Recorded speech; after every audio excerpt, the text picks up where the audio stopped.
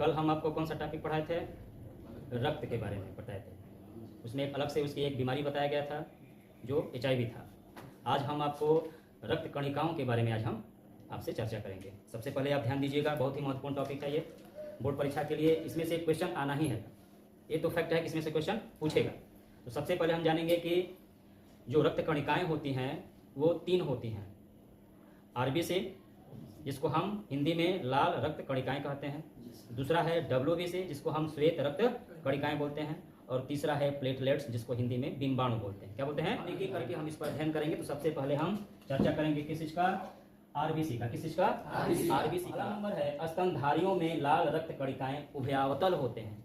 अब उभयावतल का मतलब आपने फिजिक्स पढ़ा होगा, लेंस पढ़ा होगा, उत्तल लेंस और अवतल लेंस।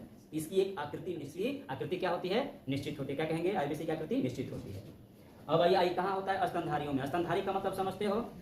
स्तनधारी का मतलब कि जो दूध देने वाले होते हैं वो क्या बोलते हैं? स्तनधारी। जिनमें स्तन पाया जाता है, जिनमें स्तन होता है उसको हम बोलते हैं क्या?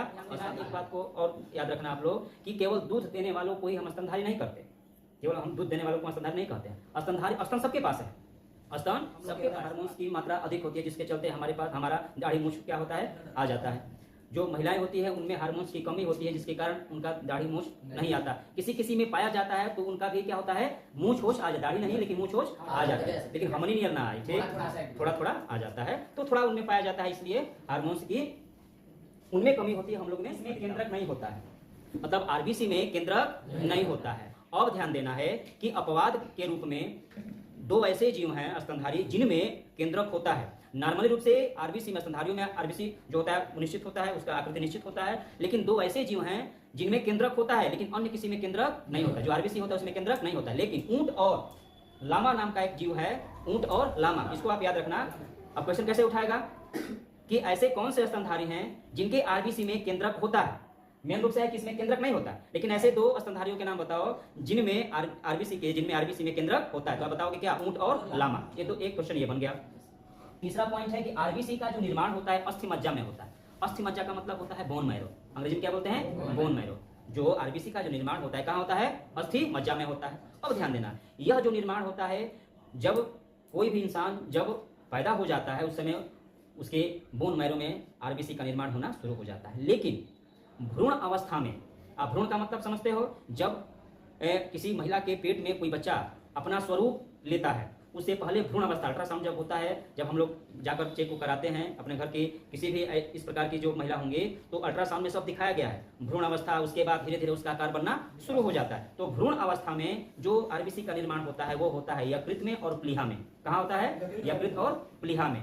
अब यकृत को अंग्रेजी में बोलते हैं लीवर बोलते हैं। क्या बोलते हैं? लीवर। तो भ्रूण अवस्था में इसका जो निर्माण होता है यकृत और प्लीहा में होता है। ठीक है, ये 3-4 पॉइंट आपने ध्यान दिया।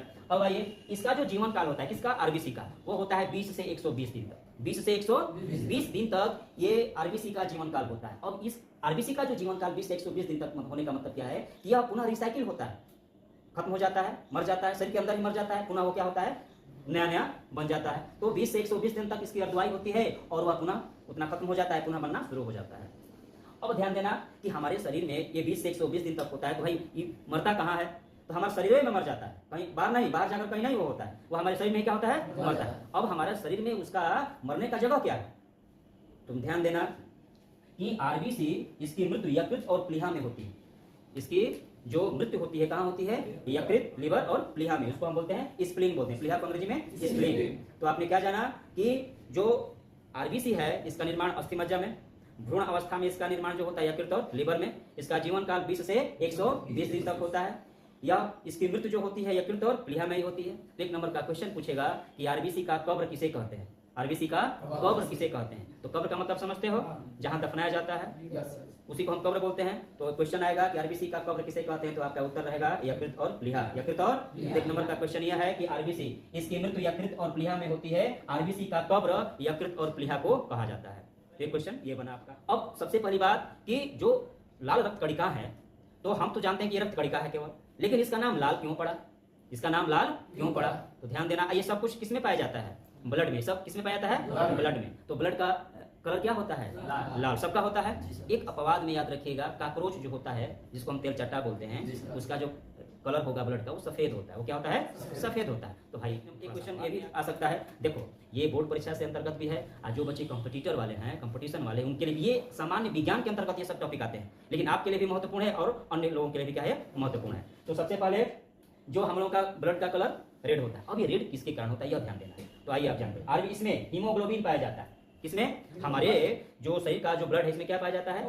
हीमोग्लोबिन पाया जाता है, जिसके कारण हमारे ब्लड का रंग क्या होता है? लाल होता है। अब आइए लाल के लिए क्या है कि हीमोग्लोबिन में एक प्रकार का रंजक पाया जाता है। रंजक का मतलब डाई, समझते हो? डाई देखे हो? अरे बार डाई कराते हैं ना, हम लोग अंग्रेजी बोलते हैं। हम उसको कहीं दुकान पर जाएंगे तो रंजक बोलेंगे तो भगा देगा, देगा ही नहीं। वह नहीं पूछा तो कि रंजक मैंने कहा, लेकिन जैसे काम डाई दो तुरंत दे दे, लाल पीयर हरियर जेना कलर के, तो कोई कलर के सफेद आ जाता है, सफेद कलर का ही डाई आ जाता है, जवान बड़ा बूढ़ा हो जाएगा। तो रंजक डाई होता है, इसके कारण इसके कारण रंग क्या होता है? लाल होता है। इसके कारण कलर हमारा क्या होता है? लाल होता है। और कौन सा नाम है? हीम। क्या नाम है? हीम। हीमोग्लोबिन में हीम नामक रंजक पाया जाता है, जिसके कारण खून का रंग क्या होता है? आज तक तो हम जानते थे कि हीमोग्लोबिन के कारण ब्लड क्या होता है? लाल होता है, लेकिन हीमोग्लोबिन में एक पदार्थ होता है, इसको बोलते हैं हीम, उसके कारण कलर लाल होता है। याद रखिएगा, ये एकदम अंदर की बातें बताया जा रहा है, एकदम छोटे छोटे चीज। हाँ भाई, हीमोग्लोबिन में पाया जाने वाला लौह यौगिक, अब चूंकि हमारे शरीर में आयरन होता है तो हमारे ब्लड में भी आयरन है, ठीक है? तो इसमें जो लौह यौगिक पाया जाएगा उसको बोलते हैं हिमैटिन। क्या बोलेंगे? तो हीमोग्लोबिन में पाया जाने वाला लौह यौगिक का नाम बताइए, तो आपका आंसर क्या रहेगा? हिमैटिन। क्या रहेगा? इसका कुछ कार्य है। इस आरबीसी का कार्य क्या है, ध्यान दीजिएगा। आरबीसी का मुख्य क्या कार्य है कि O2 को शरीर में ले जाना, मतलब O2 माने ऑक्सीजन, और कार्बन डाइऑक्साइड को बाहर करना, छोड़ना नहीं, बाहर करना। खींच लिए। अब जब ऑक्सीजन को हम अंदर ले गए तो हमारे ब्लड में पहले से ही क्या है?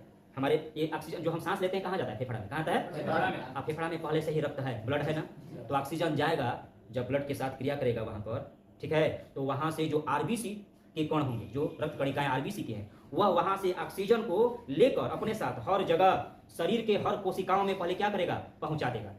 तुरंत उसको लेगा ऑक्सीजन, जैसे हम सांस लेते हैं, वह तुरंत आरबीसी के कण जो होते हैं उसको तुरंत हर कोशिकाओं में क्या करते हैं? पहुंचा देते हैं। और उसके बाद जब पहुंचा देंगे तो जितना हमारे शरीर के अन्य जो भी पार्ट में जहां जहां कार्बन डाइऑक्साइड गैस है उसको वो तुरंत लेकर बाहर आएंगे। क्या करेंगे? अब हम लोग क्या करते हैं? और बाद तो जो खींच रहे हैं वो क्या है? और जो निकाल रहे हैं फिर निकाल दे वो नेटोटोमय हो जाएगी। तो स्थिति क्या होती है? हम जब ऑक्सीजन लेते हैं तो ऑक्सीजन गया कहाँ गया?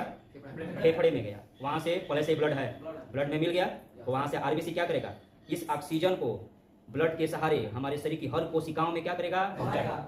और पहुंचाने के बाद हर जगह से कार्बन डाइऑक्साइड को क्या करेगा? इकट्ठा करेगा।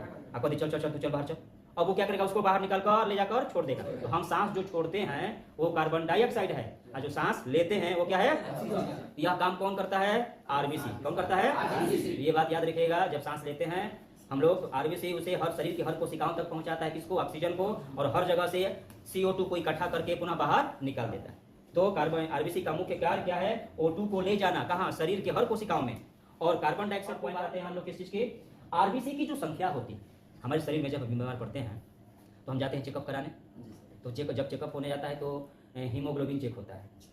अब हीमोग्लोबिन चेक होता है तो उसमें एक संख्या दर्शाई जाती है, उसमें एक संख्या, वो संख्या जो होता है एक स्वस्थ मनुष्य में जो होता है वो संख्या होती है 1 घन मिलीमीटर। मतलब घन मिलीमीटर का मतलब समझते हो? अब घन मिलीमीटर मतलब क्यूब, आयतन, ठीक है? 1 घन मिलीमीटर में आरबीसी की संख्या होती है 4 से 6 मिलियन। 4 से 6 मिलियन। ये बताओ 4 से 6 मिलियन का मतलब क्या होता है? 1 मिलियन में 10 लाख, तो 40 लाख से 60 लाख तक की संख्या एक स्वस्थ मनुष्य के अंदर होनी चाहिए। अब होता क्या है कि इसकी जो संख्या होती है उसको मापने का एक यंत्र होता है, उसको बोलते हैं हीमोसाइटोमीटर। तो आरबीसी की संख्या मापने का क्या है? कौन सा यंत्र? हीमोसाइटो। आरबीसी की संख्या मापने का कौन सा यंत्र होता है? हीमोसाइटोमीटर। अब हीमोग्लोबिन की कमी से जो रोग होता है वो कौन सा रोग होता है? एनीमिया बोलते हैं। क्या बोलते हैं? जिसको हम रक्त अल्पता कहते हैं। सोते समय हमारा जो आरबीसी है वो 5% घट जाता है। सोते समय आरबीसी क्या होता है? 5% घट जाता है। और हम ऊंचाई पर जब जाते हैं तो उसकी जो संख्या होती है वह 30% बढ़ जाती है। लगभग 4200 मीटर ऊपर जाने पर एक फैक्ट लिया गया है माप के अनुसार कि 4200 मीटर ऊपर जाने पर इसकी संख्या 30% बढ़ जाती है। तो जैसे जैसे हम ऊंचाई पर चढ़ेंगे आरबीसी की संख्या बढ़ेगी, ठीक है? और जब हम सोए रहते हैं उस समय आरबीसी की संख्या जो होती है वो 5% क्या होती है? घट जाती है। उसके कई कारण होते हैं। सोते समय सांस का लेना, सोते समय सांस का लेना, ठीक है। तो याद रखिएगा कि हम लोग लगभग जब जागे रहते हैं तो एक मिनिमम माप रखा गया है कि हम सांस 1 मिनट में कितनी बार लेते हैं। हमारा जो धड़कन है कितनी बार धड़कता है? 70 से 72 बार धड़कता है। जो छोटे बच्चे होते हैं उनका तेज लगभग 120 प्लस होता है। 120 छोटे बच्चे होते हैं उनका धड़कन क्या होता है? 120 प्लस, बहुत तेज धड़कता है उनका। हम सोते हैं उस समय बहुत कम हमारा जो सांस होता है, जो धड़कन होती है उस समय कम चलता है सोते समय।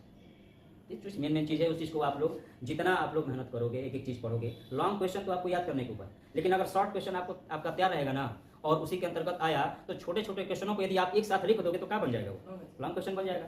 तो छोटी छोटी बातें अगर याद रहेगी तो आपके लिए बहुत बेनिफिट होगा। तो आप लोग को हर चीज़ जानकारी दे दी गई, आप इस चीज़ को नोट कर लो। सभी लोग इस चीज़ का स्क्रीनशॉट ले लो और नोट कर लो। अब इसके बाद आपके पास 2 चीज़ बचा, एक बचा WBC और एक है प्लेटलेट्स। इसकी जानकारी भी आपको जरूर दी जाएगी।